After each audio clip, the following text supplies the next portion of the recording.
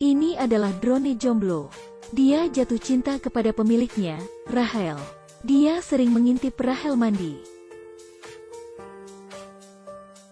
Rachel berpikir itu pacarnya yang jahil dan kehabisan akal untuk menggodanya.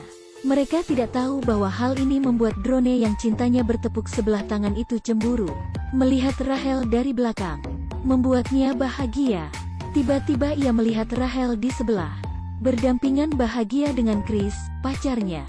Dia ingin memutuskan hubungan mereka. Dia kemudian terbang ke kolam renang tetangganya yang cantik dan mengambil banyak foto tetangga itu. Lalu kembali ke komputer setelah terbang. Ia memindahkan foto-foto yang diambilnya ke komputer tersebut. Ketika Rachel tiba, foto sudah dipindahkan ke komputer dan dia pura-pura kehabisan tenaga. Rachel membuka komputernya dan melihat foto-foto tersebut. Benar saja, Rachel dan Chris bertengkar hebat malam itu. Chris bingung dengan apa yang terjadi. Melihat kesuksesan rencananya, dia kemudian memperkeruh suasana. Mata kameranya membidik anjing Rachel. Dia sengaja memancing anjing itu untuk berlari keluar. Keesokan harinya, Rachel melihat bangkai anjingnya di luar. Dia sangat sedih dan menangis histeris. Chris mengambil kesempatan ini untuk memeluknya. Walaupun Chris berlaku lembut dan menenangkan kesedihannya, Rachel tetap tidak dapat melupakan anjingnya. Tak lama kemudian, Rachel menuang anggur di gelasnya. Dia menyalakan TV dan berusaha untuk tidak memikirkan anjingnya yang mati. Dia menonton pertandingan sepak bola. Kemudian drone mengganti salurannya ke acara yang menayangkan anjing. Rachel berusaha menggantinya berkali-kali. Aku di sini. Bermimpi tentang dirimu. Menginginkanmu di mimpiku. Rachel menatap remote di tangannya. Ia bingung apa yang terjadi. Dia juga melihat drone itu ada di sebelahnya. Dia mengganti saluran TV sekali lagi. Jangan menangis. Aku mencintaimu. Rachel ketakutan dan berlari, meninggalkan mesin kecil dengan cintanya yang bertepuk sebelah tangan. Malam itu Rachel memberitahu pacarnya, Chris, tentang drone yang mengendalikan TV, dan mencoba berkomunikasi dengannya. Namun Chris berpikir bahwa kesedihan Rachel membuatnya berhalusinasi. Ketika itu, Rachel ingat tentang foto di komputernya. Dia membawa Chris melihat komputernya. Benar saja, Chris mengaku dia tidak pernah mengambil foto tersebut. Chris bersumpah jika memang dia yang mengambil foto itu, dia akan mandul. Tiba-tiba alarm berbunyi. Chris mengambil tongkat kasti ke ruang tamu untuk memeriksa. Dia berjalan ke arah alarm dan mematikannya. Dia berjalan dengan hati-hati. Hati-hati. Suara Rachel mengejutkan Chris. Dia berjalan keluar dengan tongkat kastinya dan tiba-tiba pintu terkunci otomatis. Rachel menoleh. Drone itu terbang ke arah Rachel dengan mata kamera merahnya. Drone itu mencoba untuk mencium Rachel. Rachel menghindari drone itu dan menabrakkannya ke pintu. Keesokan harinya, Chris membawa drone tersebut untuk diperbaiki. Teknisi berkata sinyalnya mungkin agak terganggu. Setelah diperbaiki, Chris merasa lega dan membawanya pulang. Dalam perjalanan pulang di mobil, sesuatu yang menyeramkan terjadi. Chris tentu sudah punya pacar. Namun ia tergoda melihat gadis cantik di jalan. Dia menggoda gadis tersebut. Tiba-tiba mata drone terangkat. Pedal gasnya terpacu dengan sendirinya. Oh tidak, aku tidak bisa mengendalikan mobilku. Tidak. Tiba-tiba mobil berhenti mendadak dan melukai kepalanya. Chris melihat drone itu. Dia mengambil drone itu dan melihatnya dari dekat. Dia berpikir drone itu benar-benar bermasalah. Drone itu terbang ke rumah tetangga agar tetap bisa bersama Rachel. Tetangga yang tidak merasa curiga itu sedang mendengarkan musik sambil menari kecil. Drone itu menakutinya dengan sepasang mata kamera merahnya. Keesokan harinya, polisi lokal melakukan penyelidikan. Polisi melihat luka di dahi Chris. Hal ini membuat detektif menangkapnya untuk diinterogasi. Di kala itu, drone sedang berada di kursi goyang. Ketika Rachel pulang di malam hari, dia melihat keadaan rumahnya agak sedikit aneh. Rumahnya penuh dengan kelopak bunga dan beberapa lilin bernuansa romantis. Rachel berjalan perlahan dan mengambil sapu. Tiba-tiba drone terbang ke arahnya dan merobek bajunya. Namun Rahel tidak dapat melihat posisi drone tersebut. Ketika itu, drone mengamatinya dari belakang dengan mata kamera merahnya. Drone itu merasa sangat mencintai Rahel. Dia merasa sangat marah ketika Rahel hendak memukulnya dengan sapu. Lalu ia muncul di depan Rahel dan terbang ke arahnya. Rahel mengambil semprotan serangga dan menyemprotkan ke arahnya. Semprotan itu hampir mengaburkan pandangan drone.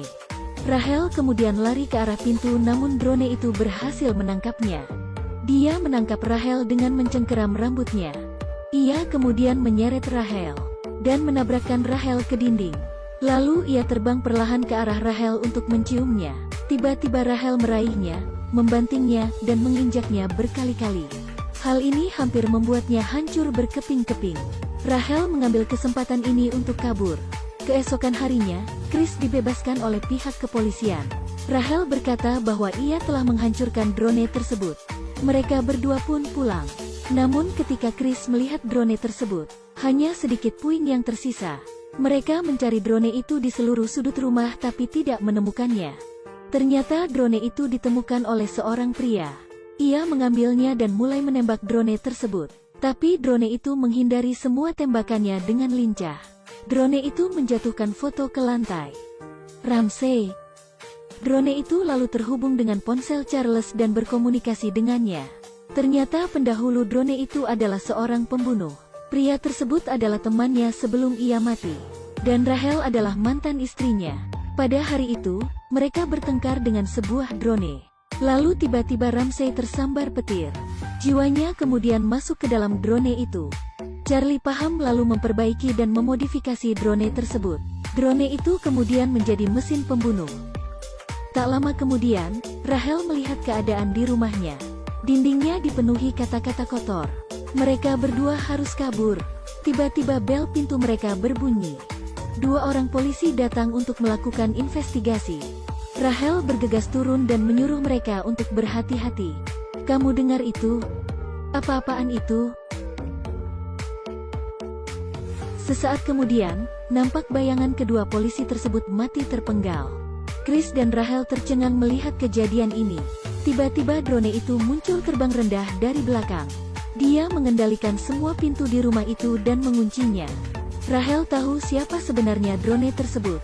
Dia meneriaki drone tersebut. Semua menjadi seperti ini dan perangainya masih juga belum berubah.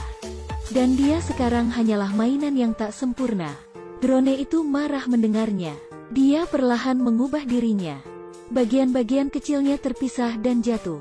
Akhirnya dia menjadi pesawat segi 8. Chris dan Rahel berniat melarikan diri. Drone itu mengejar dan melukai kaki Rahel. Kamu pikir kamu bisa mencuri kekasihku?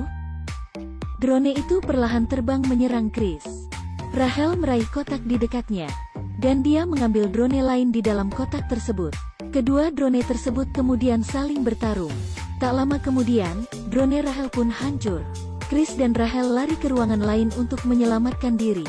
Mereka mendapati sekaleng bensin di sana. Drone jahat itu kemudian memecahkan kaca dan menerobos masuk. Sayapnya mengembang menuju Rahel. Rahel kemudian menyiramkan bensin ke drone itu. Chris mengambil korek api dan melemparnya ke drone itu. Drone itu kemudian terbakar dan hancur. Jatuh ke lantai, hancur berkeping-keping. Chris mengamati beberapa bagian drone tersebut. Dia mengambil sebuah chip kecil di situ. Tiba-tiba muncul sengatan listrik. Sederetan angka muncul di mesin itu. Mesin itu kemudian nampak menyelaraskan diri dengan tubuh Chris. Chris kemudian berdiri di cermin dan tersenyum. Dia berjalan menuju Rahel yang sedang menelepon. Dia lalu duduk di sebelah Rahel dan menyibak rambut Rahel dengan lembut. Ekspresi wajah Chris nampak aneh. Rahel akhirnya sadar bahwa dia bukanlah Chris. Karena saat itu, Chris telah dirasuki jiwa yang merasuki drone itu. Dia sangat senang akhirnya bisa menjadi manusia lagi. Ada satu hal yang tidak bisa kamu lakukan lagi. Apa itu? Dengan sekali hantam, Rahel melemparnya keluar. Inilah alasannya membunuh. Karena suka menggoda wanita dan minum minuman keras. Mengaku jomblo kepada semua orang. Jadi jangan terbiasa memelihara kebohongan. Lihat apa yang terjadi pada Chris. Saya menawarkan pandangan saya di sini.